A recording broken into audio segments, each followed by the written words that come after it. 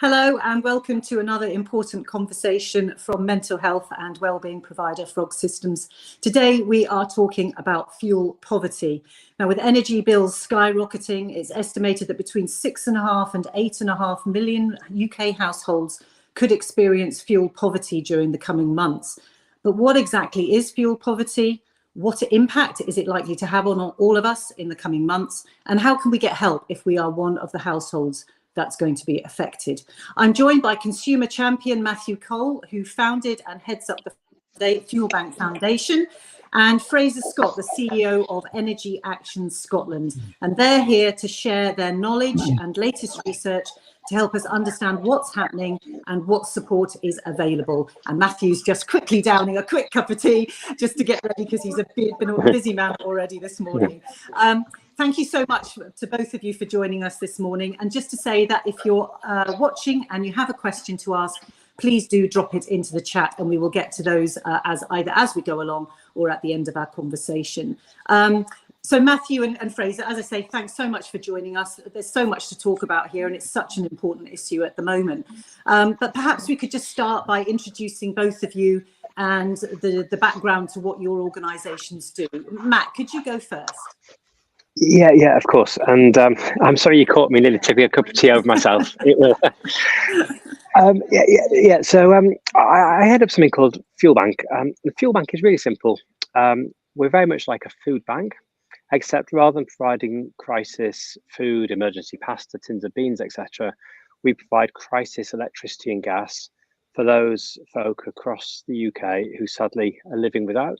And to date, we've helped over 500,000 people across the UK. And I think, as we'll explore later on during this webinar, fuel poverty isn't something which happens somewhere else. It's happening on every high street, every village, every community across the UK at the moment.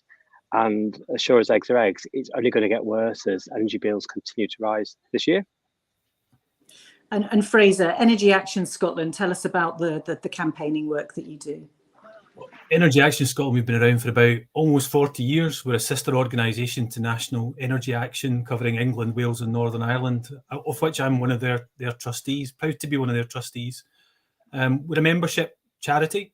Our core membership are organisations that support some of the most vulnerable people in society, trying to give them advice and support to help them manage their energy relationships, if you like, better. And to improve their health and well-being. That's a kind of core part of our organisation. We help train up some of those advisory people. We've trained thousands of frontline workers over those 40 years, trying to make sure that the quality of advice and support that people get is the best that it can be. But we also support our members in different ways, and we prioritise ultra-vulnerable households. So currently we deliver a number of supports to people with a cancer diagnosis, to try and help them live with dignity and respect through their recovery, or sadly, where they are unable to recover. But we try to do the same there to try and alleviate their fuel poverty issues and concerns at one of the most dramatic times in anyone's life. Yeah, and we said we're talking about fuel poverty today. There are varying definitions, aren't there, with various government bodies as to what fuel poverty is. From your point of view, what would you define fuel poverty as? So Jane, you're right. I mean, it's frustrating that across the UK we can't even come up with a single definition, an agreed definition of fuel poverty. We have 4 different definitions across the different parts of the UK. But in essence, and I think widely accepted, if there was a proxy for this, it's around about where someone is spending 10% or more of their income on their energy costs. And to be in extreme fuel poverty, you'd be spending more than 20% of your income on energy bills. And yeah, it is a frustration that we don't have an agreed definition, and it varies. And I'll be honest, these are criticisms I have. In England, it's based on the efficiency only of your home. And in other parts of the UK, there are no caps. Theoretically, a very wealthy person could be deemed to be in fuel poverty in some other parts. So, I think what we need to do is work better together so that we have a shared definition. But perhaps the most worrying part of all of this is that using a common definition, our colleagues at National Energy Action estimate that over 6.5 million people are now enduring fuel poverty. And if I give a small Scotland perspective on that, for Scotland, that's over 800,000 households, well over 800,000 households that are in fuel poverty. And more shockingly, that almost 600,000 households, and that's not people, that's the households themselves, are in extreme fuel poverty. Many people are spending much, much more than 20% theoretically of their income on their energy bills. It's an absolutely dreadful time. It has never, ever been as bad as this. You know, I feel like the voice of doom and gloom at times, but we have to act and we have to raise awareness of this, because the ultimate side of fuel poverty, the worst place that this goes is diminishing people's health and well-being, all manner of health and well-being, whether that's your mental health or your physical health. And ultimately, sadly, it does lead to death, because when people are unable to afford to heat or power their homes, their health and well-being suffers to that extent. Underlying health conditions, etc., leads to death, and it leads to many, many deaths every year in the UK. It's an absolute disgrace. And Matthew, you've researched this as well, haven't you? So, what are you seeing? Well, just to add to, Frazer was talking about getting very frustrated about multiple definitions of fuel poverty. Just to add to Frazer's frustration, we have a subtly separate definition. So we talk about fuel crisis. So fuel crisis for us is this situation today where you're unable to afford the electricity and gas today that you need to live your life today. So you're probably either living without, or you will be living without tomorrow. And just to add to what Frazer was saying a couple of moments ago, the situation is getting worse. We saw a 75% increase in people coming to access our crisis services over 2021. We've seen a 75% increase in people accessing our services from the end of 2021 through to Easter. So we're on this curve, which is going up and up and up. More and more people are seeking out our help than we've ever seen before. And the way I kind of see it is that historically there was a little bit of resilience. Folk were struggling, but there was always maybe a jam jar with 20 quid in it in the back of the kitchen cupboard, or a neighbour or a friend you can rely on. And that resilience has kind of been spent, or maybe lent to a neighbour, or maybe it didn't even exist in the first place. But now when people come to us, they're in such dire situations. So it's a kind of, we release something, and I think you're going to share the details, Jane, aren't you, with the folk who've dialed in today. Our latest fuel crisis report kind of tells the harrowing situation of kind of, 14% of our client base are sacrificing all hot food daily. 96% of people we've helped are living without electricity at regular periods over the last 12 months. It's really, really hard. And I think it's really simple when you kind of sat in a nice warm house to kind of think, well, not having electricity and gas, that must just be like when the boiler switched off and you need to put it back on again.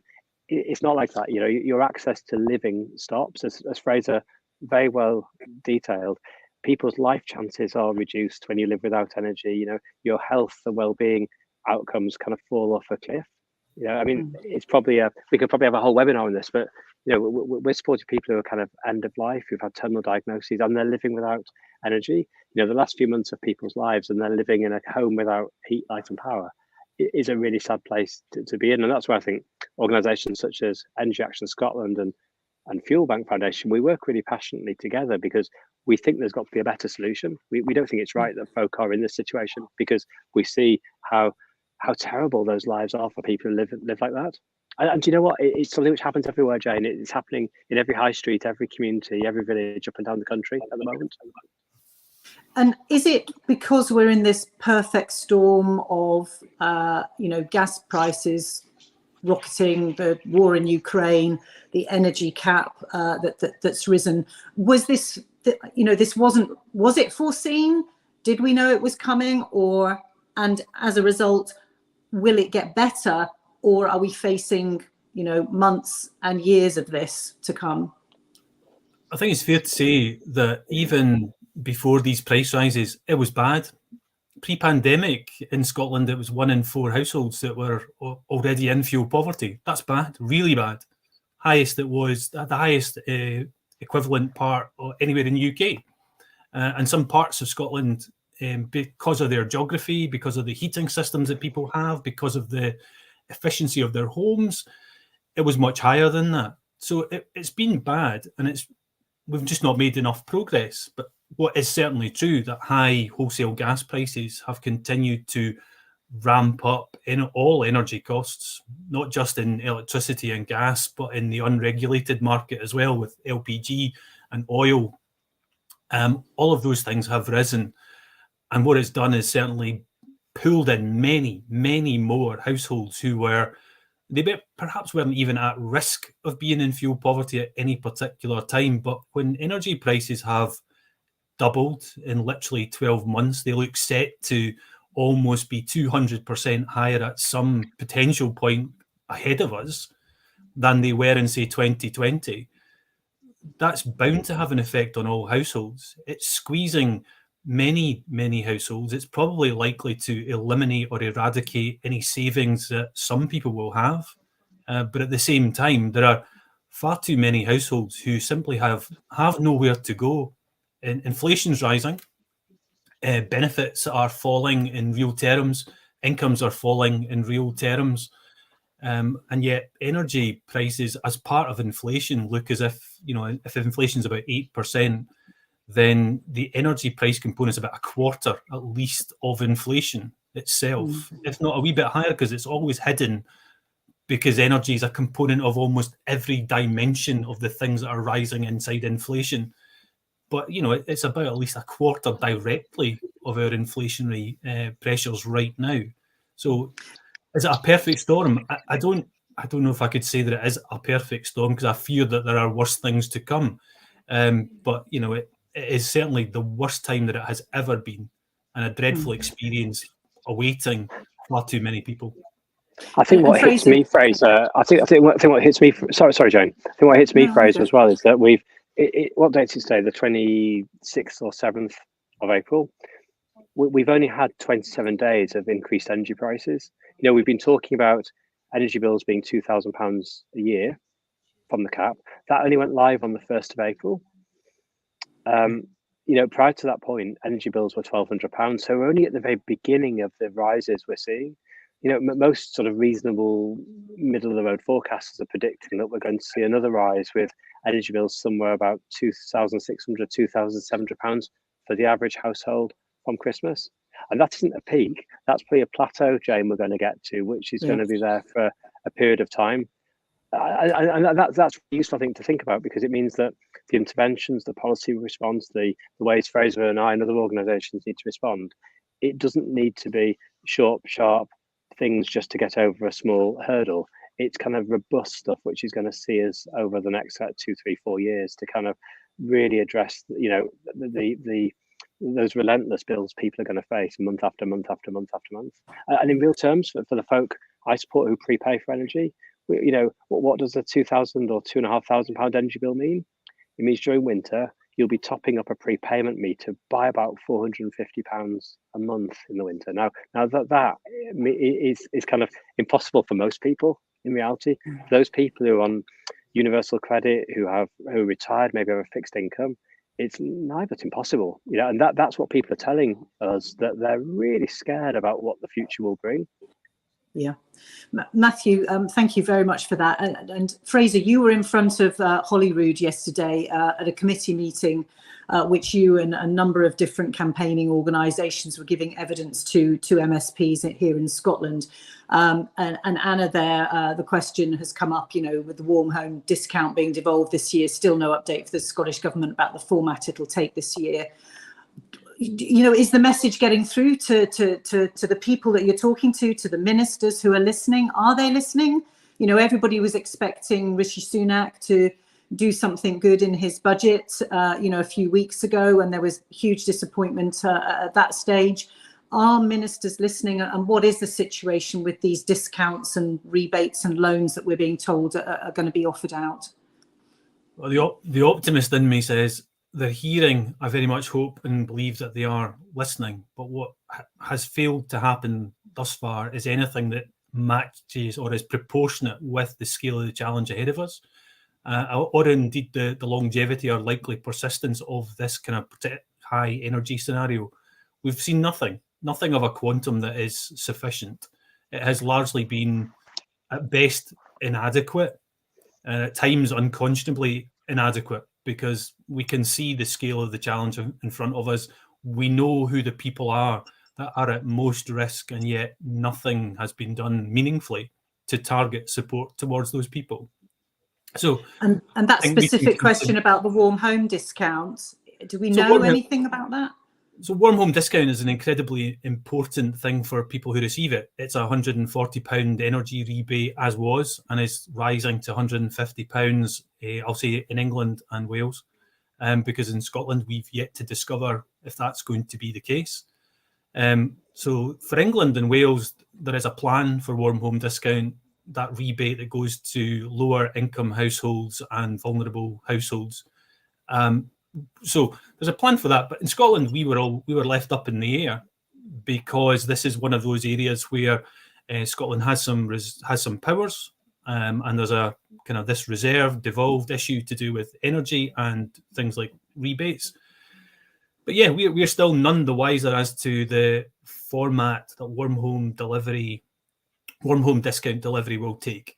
And that's an absolute disgrace, because our consumers in Scotland are already paying for warm home discount without any understanding or certainty about what's going to happen. We all pay, so I should say that across GB, we'll be paying about £16 on your bill across a year, which goes towards this rebate, which is provided by suppliers to households. But the idea that we don't know this at a point at which there's an incredible crisis, again, is just an incredible frustration.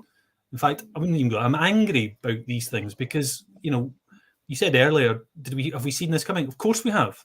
We've been talking about this for perhaps over almost a year now, and government has failed to respond and failed to move at the kind of pace that it moved at for the pandemic. This is an enormous crisis, and potentially a humanitarian disaster happening in the 21st century in the UK, and yet we're not mobilising in that way. So someone says, do I know what's happening with warm home discount in Scotland? Absolutely no idea. That's how I'll say. I don't know until I see it. I believe a consultation's coming. It'll be quick and dirty, because it needs to be up and running by the end of the summer session at the UK government level. It will be the UK government that will bring forward what happens in Scotland. So it's going to come, but I don't think it would be long out by now, and yet again, it's still not here. Anna, thank you very much for the question, and apologies on behalf of all of us that we're not able to give you a definitive answer. But as Fraser's explained, that's a government issue at the moment. Matthew, you were talking about the types of people who are impacted by this, and we've explained that it's not just the people who are right at the lower rung of society, although they will struggle the most and suffer the most. Can you give us an idea of the type of impact that this is going to have on households? We've talked about prepayment meters, and I genuinely don't know, how many people are on prepayment meters. What situation are you in where you're on a prepayment meter, and how does that compare to people who have a tariff that they've agreed with their energy supplier and are on a direct debit? Okay, so around sort of 15 or 16% of UK energy consumers, or GB energy consumers, sorry, pay through a prepayment meter. The vast majority of prepayment meters exist on the network because at some point somebody in a property had debt. So 80% of prepayment meters are installed because somebody at some point had a debt, and that prepayment meter was quite a sensible way in some ways to collect debt. So rather than paying £500 back, you agree to pay £3.50 or £4 a week back, and it's quite a good tool. But they exist, and they're still there even once the debt is gone. What's really What's really important though is not to demonize prepayment meters, because they really suit the way a lot of people live. They are there as a budgeting tool. If prepayment meters are suddenly taken off the wall and people are asked to pay by direct debit, a lot of people would struggle, because people who use prepayment meters are more likely to be unbanked, maybe less likely to have regular cash landing, which allows them to pay by direct debit. So prepayment in itself isn't the bad guy in the room. The issue really, I think, is the support that people who prepay need to kind of weather the storm.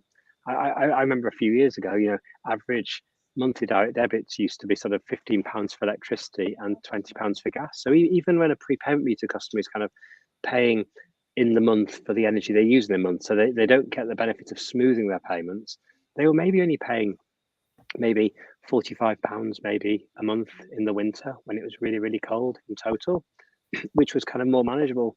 But now with kind of the quantum of where we see energy bills, it just means that if you have to pay £400-500 a month just to keep warm, that puts that warmth out of, it becomes an option that so many people can't afford anymore. And that's the really sad thing. I desperately don't want people to kind of move off prepayment onto direct debit if direct debit doesn't work for people. Paying by direct debit doesn't reduce the cost of the annual energy charge by anything. It doesn't deliver a multi-£100 saving. It just sort of spreads over how people pay. And what we've got to remember is people who prepay are more likely to be on low income, more likely to be in receipt of welfare benefits, less likely to have a bank account they can use. These are folk who are probably struggling at the best of times. And in fact, when we did our research a couple of months back, the people we've helped, 74% of people are still struggling with other basic household bills. This isn't like a Netflix subscription or a cheeky Nando's. This is kind of basic, being able to afford maybe rent or mortgage or essential food or groceries or water bills or whatever. They're really, really struggling. And that's why these price rises, which have landed from April and further price rises from October, are absolutely going to decimate, excuse me, the resilience that people have.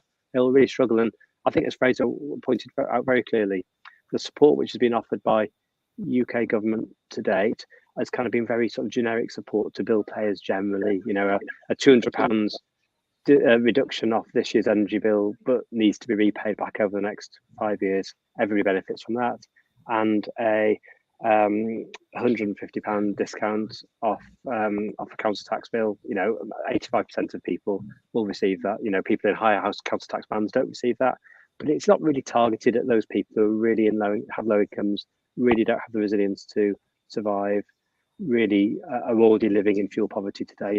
There wasn't targeting to that level, and that's, I think, what a lot of charities such as ours are all campaigning for. We need to see some real concerted effort to make sure that help is absolutely targeted at people before winter, because when winter bites, it will be too late. And do we think, are your predictions that more people who perhaps we might have said were, reasonably okay income-wise are going to drop into this sort of fuel crisis, fuel poverty area? Yeah, we're seeing it already. So we track annually kind of the other support people who Fuel Bank helps. What else are they getting? We've seen like a 24% year-on-year reduction in people who are in fuel crisis. They can't keep the lights on. We've seen a reduction, in those people who are eligible for free school meals. So I think a lot of people assume free school meals is there for families who are struggling, but there's an income criteria. And we see people who kind of don't meet the income criteria because they earn maybe more than 16 or 17,000, but they are absolutely in fuel crisis. And we're seeing more and more people who are new to poverty. And that, Jane, brings a whole range of other challenges, because if you've maybe struggled before in the past, about those informal networks which exist, the places you can go, the people you can talk to. But if you're new to crisis, it's like, that feeling when you go on your holidays and you step outside the airport terminal and you think, right, where am I going? It's that kind of feeling that people don't know where to go, where to turn, who to talk to. It's a different language for lots of people, having to apply for certain benefits or see whether they're eligible for certain things or have proof of certain things to be able to do income maximisation check. That's new territory, new land for so many people. And that's really tough for people to start to navigate that. The reading age of the people we see, so the reading age of the people we support, it's about 8.5 at the moment, which is kind of a function of kind of low levels of literacy before you start. But then on top of that, things like if you're in crisis, your ability to kind of absorb and digest information and your ability to cognitively process stuff as you digest it goes out the window. And so people are really, really struggling when they're in crisis. Life is very, very tough. And Frazer, a lot of these people may, as Matthew was saying, have some kind of, they've got some kind of income, hopefully. how should their employers, their bosses be looking at this? You know, is there anything that employers can do to notice if somebody has got problems, mounting problems with both energy and you know, just generally managing their weekly incomes at the moment? Is that something that employers should be starting to look at in a bit more detail, or do they tend to wash their hands of it and just say, well, it's an individual issue for the person you know, that's struggling? I think Tina touched on it there. Many more people are being dragged into these definitions because I guess that's what this is. It's modelling, and it says, you know, this is the consequence. 54% increase in prices brought a 43% uplift in modelled amounts of fuel poverty. But it's a very real thing, and it's a very real thing for the people that experience it. And it's not as straightforward, perhaps, as people say. It's just another form of poverty is what I hear often, and it isn't, because it's got complexity, and it's the kind of poverty that you can remove if energy costs were not a material cost. You know, it's not just about income, but it's about the complexity of income meets efficiency, meets price, meets how we interact in our own homes, and how, you know, I think we heard about that this morning, I think, on the BBC News about devices that continue to consume energy in the background in your home and how much that can cost. And especially now, as their prices are so high, that actually now those things are costing a lot more if just left alone. But if you talk to me about employer responsibility, I think for me, employers can do much more for their employees, particularly those employees who have certain kinds of vulnerabilities. There are many really good employment practices out there that support carers and others in employment. Now, carers are likely to have higher energy costs in relation to another household, simply because people that need care perhaps need to live in warmer homes than people who do not need to live in care. And you know, I think there's much more that employers could do to be much more in tune with those pressures that there will be for those employees, particularly who may have caring responsibilities or live with, I don't know, children with disabilities, or, you know, all the connected things, because all of those pressures are very real, and they're heightened. We can't have people with essential medical equipment, for example, considering switching them off because they can't afford to run fridges for medicines that need to be stored at certain temperatures, or dialysis machines that are required, or oxygen machines, because there are a significant number of people in the UK who have to live that way. And I think much more could be done to support them, and responsible employers should be much more aware of this with their employees. But I still know that it will take employees to say they're struggling, and I think as probably Matt might say, it's not always easy to get people to talk about the struggles that they face. You know, we're a very much a nation of bottling things up until it gets to an absolute crisis moment, and then we look for help. We did some work, Jane, a couple of years back with a company which is really proud of its wage structure, its salary structure, the benefits it supplied to its employees. And there was a perception that kind of the issues we're addressing as a charity won't be faced by their employees, because salaries are very good. And when we kind of stripped beneath the surface, we actually opened some fuel banks locally, and we're able to demonstrate actually sometimes lives are much more complex than people are able to share. Maybe it's not a natural thing to tell your boss that you're in this kind of situation, that you're not able to afford to have a shower in the morning before work. And then we were able to kind of jointly launch crisis fuel bank support through the employer, so that if a family really is struggling for whatever reason, you know, your other half might have lost their job or might have become poorly or whatever, and so household income dropped, you know, we developed the capability that employers were able to kind of access fuel bank support for their staff, and it works really well. But it's a very private thing. It's about making sure that people retain their dignity, and you know, poverty is a horrible thing at the best of times, but it's also a private thing, and it's important to respect people's privacy if they're in that situation. Yeah, thank you very much for that. And I'm assuming any employer that would like to find out more about that, Matthew, could get in touch with the Fuel Bank Foundation to find out more. Yeah, absolutely. Yeah, just looking at the individual situation as individual consumers then, are there practical steps that we can take in our own homes and our own lives to try and minimise the impact on us of what's coming down the road at the moment. You were saying about, you know, having devices and things like that. You know, we've all got stuff in our homes, I'm sure, that we kind of leave on.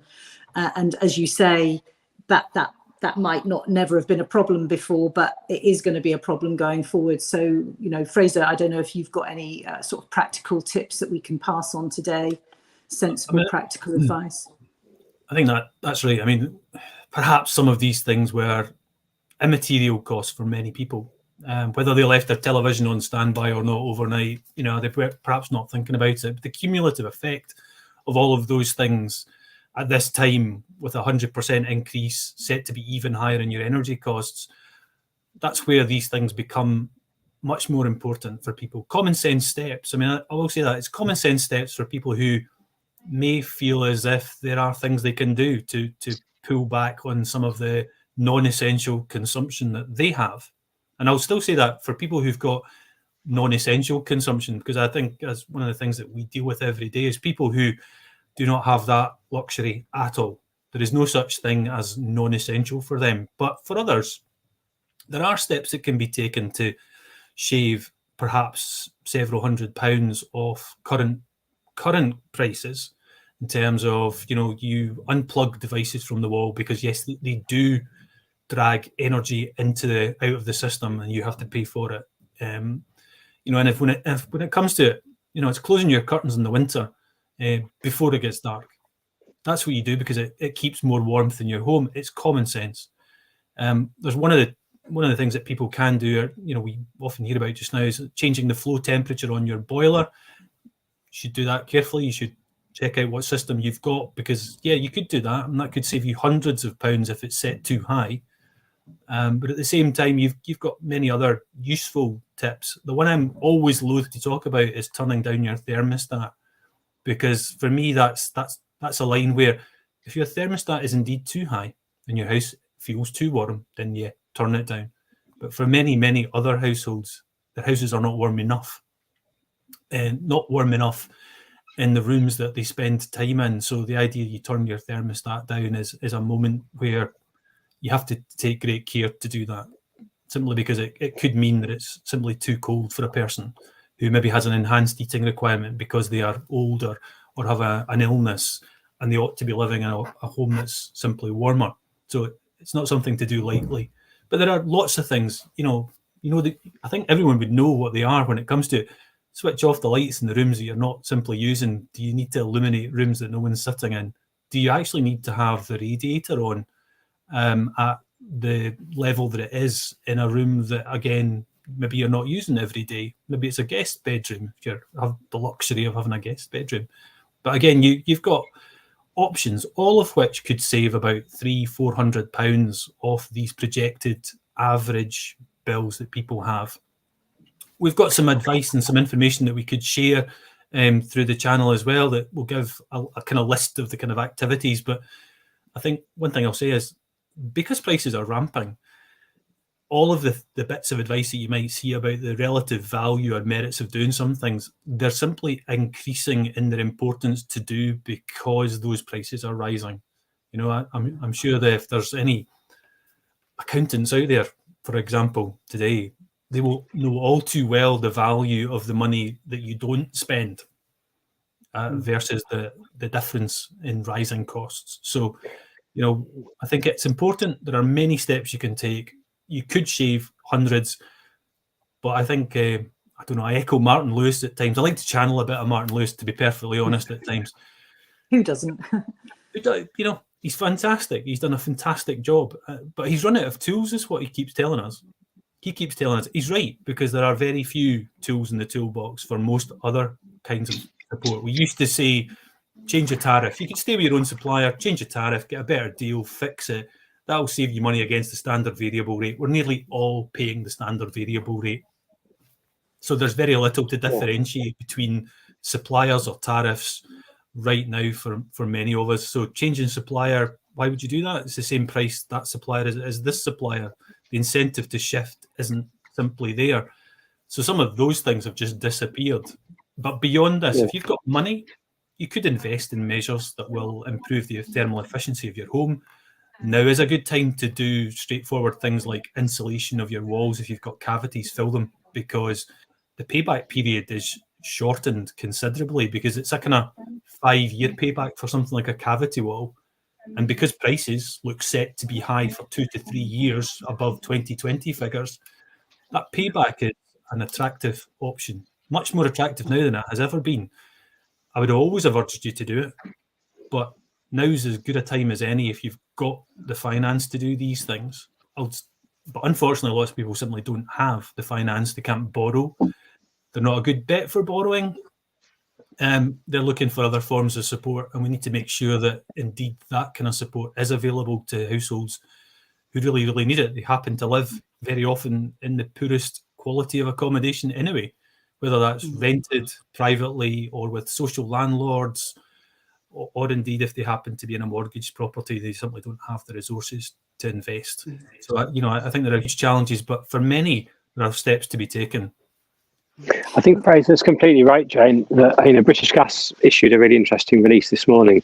I love the term vampire devices, these things plugged into your sockets which kind of drain your energy whilst you're not looking. They talk about £2.2 billion worth of wasted energy.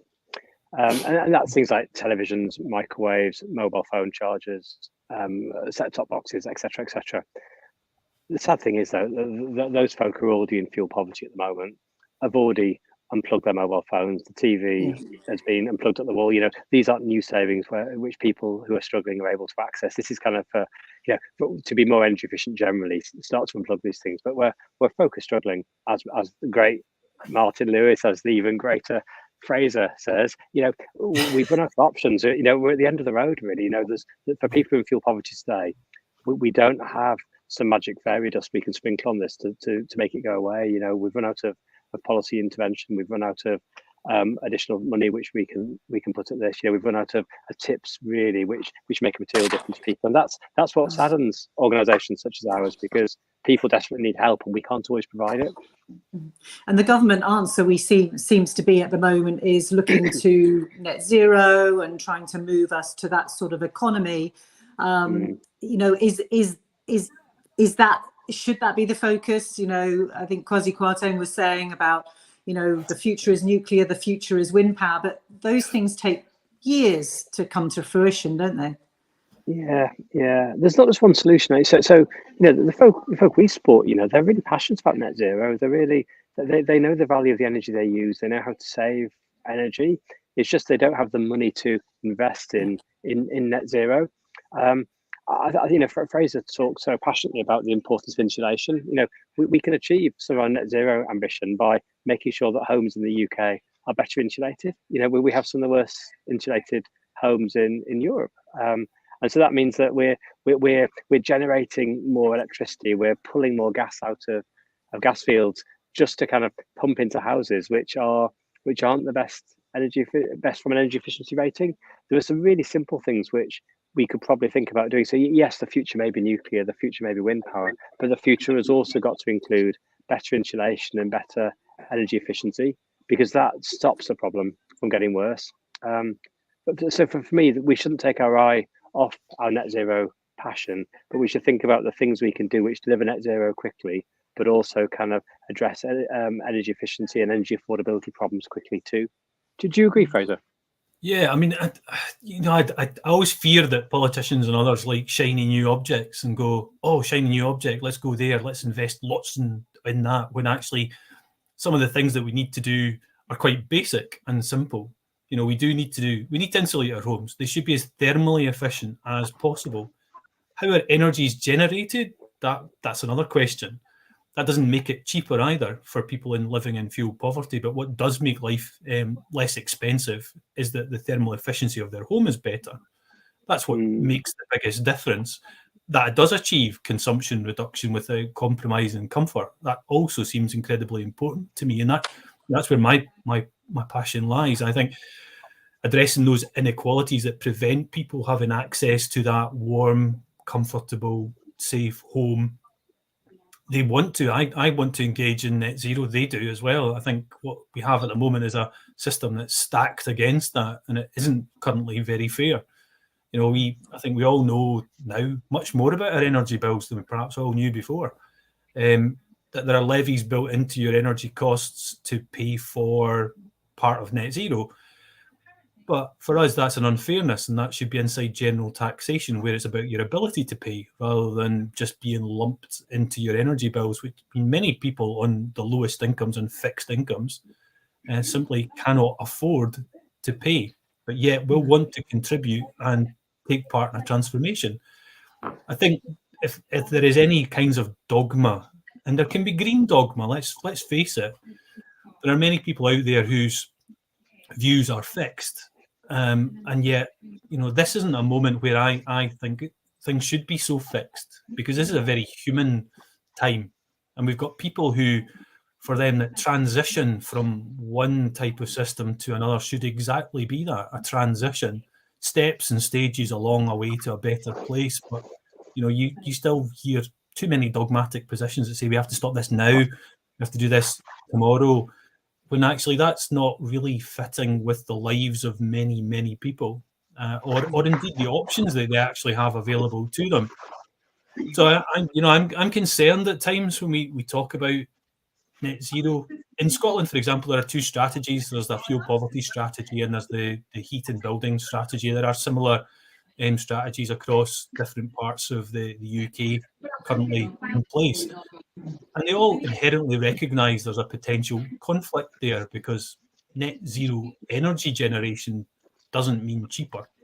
It just means that. It just means low carbon. It doesn't mean cheaper. And therefore, you could pursue certain technologies and it does not reduce price. It doesn't affect. So affordability will remain an issue. And at the same time, if you pursued the other, you might just ignore you might look to boost incomes and do nothing for net zero at that point either. So this is where it has to be done together. We have to consider how we're going to achieve these things in concert rather than as two isolated pieces of the policy landscape. It has to be better than it is. And I think organisations like ours and the Fuel Bank, and there's a myriad of organisations with great expertise in all of these areas to support that change, because I think we all see the vision that lies behind this is right. We have to be at this different place.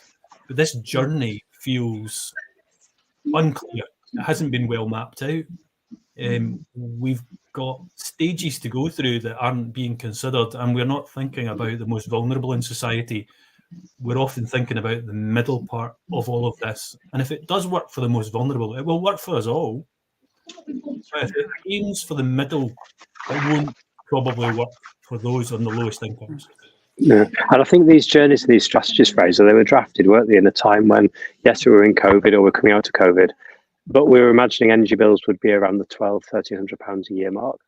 Yeah, a strategy for £1,200 a year bill is going to be fundamentally different to a strategy for £2,000 or £3,000 a year bill. And I think that's the point. The strategies may even need to be changed in themselves now. Yeah, one of the things they haven't seemed to have done so far is pause and reflected on this particular time and said, "Well, we reset anything here? Are we going to go business as usual?" And everything still seems business as usual in a time that looks like an extreme crisis, which feels so different to perhaps the steps that were taken only 2 years ago, when there was a different form of crisis. We were willing to step away from business as usual to address a potentially devastating loss of life. And for me, we are actually facing a devastating loss of life. And if I could put some numbers on it, Jane, as well, that across the UK, the thing we point to as an indicator is excess winter mortality. Every winter, more people die than die in the summer months. And I think it's across the UK, it's something around the 30,000 mark. 30,000 more people die in winter months than summer months. And the World Health Organization attributes that a third of those deaths are directly to do with fuel poverty. So as fuel poverty increases by 40, 50%. Now, I wouldn't say that there's a kind of linear relationship here, because I don't think that I believe that that's true. I certainly believe there's a very strong direct relationship between the two things. What I fear is that it's a cliff edge, in the way that the pandemic was much more about geometric issues rather than linear issues. And I feel that we're about to find out much more about that relationship in a tragic way. But it is thousands and thousands of lives that are lost over periods of time to do with fuel poverty. And the longer that fuel poverty endures, the more lives are needlessly lost. And I feel that that's what one of the other things that drives me on is this lack of recognition of the impact, of the cumulative effect of these things and the cost that it brings to society. It's £8,000 for a hospital admission, for example. That's a huge cost to the National Health Service for perhaps want of a householder having £200 to £300 in order to heat their home to a level that meant they didn't need a hospital admission. Yeah. Or perhaps a person who's got really complex medical needs. And I've recently have an example of that where someone's at home all the time. Their house is like a mini hospital because they have complex medical needs. They can't contemplate the price increases that are coming in front of them, and what they're considering is the National Health Service taking back their child into National Health Service care. The cost of which would be enormous for the want of some kind of support for that household. That means that's no longer a consideration. And I find it absolutely staggering that we're not doing more with things like essential medical care and people with essential medical equipment, and we're not able to identify a quantum of support for those people. Well, I mean, it's awful to hear that. It really is shocking, and words like horrific and crisis are being bandied around all the time now, and it's clear that this is going to take a long time. And thank you for all the work that your organisations are doing around these issues. I know we're sort of ending the end of our conversation shortly, but I wonder if we could sort of finish by just pointing people in the right direction. If they or a friend or a family member they think might be struggling in the next few months, where should people go to try to find help, as well as we'll put all the details of your own organisations up, obviously, but are there charities, organisations that are there as well to help? Yeah, I mean, there is, and I'll still say this, there's probably a complex landscape out there. There is absolutely still a complex landscape. There are things you should consider if you know yourself that you're in trouble, or a colleague or family member's in trouble. They should speak to their energy supplier. They should always speak to their energy supplier and let them know. I'll be honest, if you don't tell them you're in difficulty, what help can you expect to get from them? Tell them. Beyond that, once you've done something like that, you've got obviously the likes of debt management, debt support organisations, whether that's somebody like Step Change or Citizens Advice, local citizens advice bureaus, or many of the specialist local charitable organisations out there operating in everyone's area, because there are. Yeah, absolutely, go there. I also say if you're in Scotland, we've got a couple of kind of bigger programs. So there's the Home Energy Scotland program, which will help people access advice, support, and perhaps direct them towards measures that they could take to improve their homes and help mitigate some of the worst elements of this.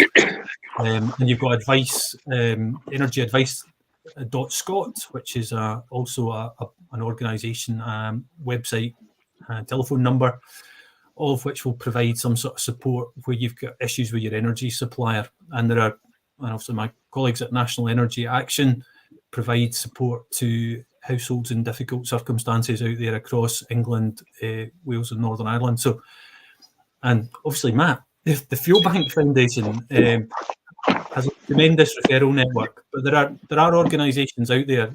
This is one of the things that there is organisations out there who can help you. I would still say, though, if you think you're a self-helper, then absolutely try and do what you can, because people will need the space that you might otherwise take up in those advice channels. And those advice channels are incredibly stretched right now. and they have been for a long time, but they're incredibly stretched right now. And what I would not like to see is like the diminish in the face-to-face support that many of them provide, because for the most vulnerable people that we all know about, it's actually home visits and other things that are incredibly important to bring about change. Telephone numbers and websites are not the thing for some of the most vulnerable people out there, but it will help some of the people who might just look for a couple of tips and points of reference. But there's plenty out there. Thank you for that, I think Frazer. just to add to Matthew, Frazer's what would you point, like to add? Yeah, I think just to add to Frazer's point, I think, you know, we're not seeing people in fuel poverty. This is just poverty generally. You know, it's very unusual to find somebody purely in fuel poverty who's struggling with everything else. And so I would say, speak to two really important organisations. If you rent your home, speak to your landlord, and also speak to your local council, because there's support that they are able to provide, either stuff they can signpost you to or stuff they can deliver internally. So there is some crisis funding available for people who are in poverty, which has kind of trickled down from Treasury to English local councils, the Welsh Assembly, Scottish Government, and same in Northern Ireland. And so it's really important to kind of flag to your local authority that the situation you're in, because they may not be able to provide with help with energy, but might be able to provide help with food or other key household essentials. I think the thing is, as Frazer said with energy suppliers, if you don't put your head above the parapet and ask, people won't know. So it's really important to flag that, not that you need help today, but you think you're going to need help tomorrow. The earlier you do it, the better it is, because then at least you can start to do some of the groundwork and build the foundations before the crisis really, really hits. Matthew and Frazer, thank you so much for your time today. It's been really insightful, and I hope that for everybody who's tuned in, or please share this recording when we send it out to you afterwards with anybody that you think might need help or advice.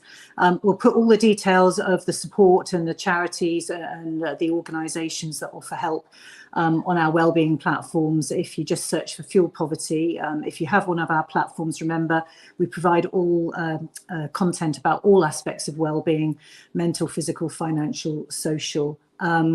We won't bother putting up all the details of how to follow us today, because I think we really the impact of what you've been talking about today is enough. So please do follow us on our regular channels, and we will email out the link to this recording so that you can listen again and send it to anybody that you think it might help as well. Thank you everybody for joining us today, and thank you for everybody who's tuned in to watch, and enjoy the rest of your day. Bye bye.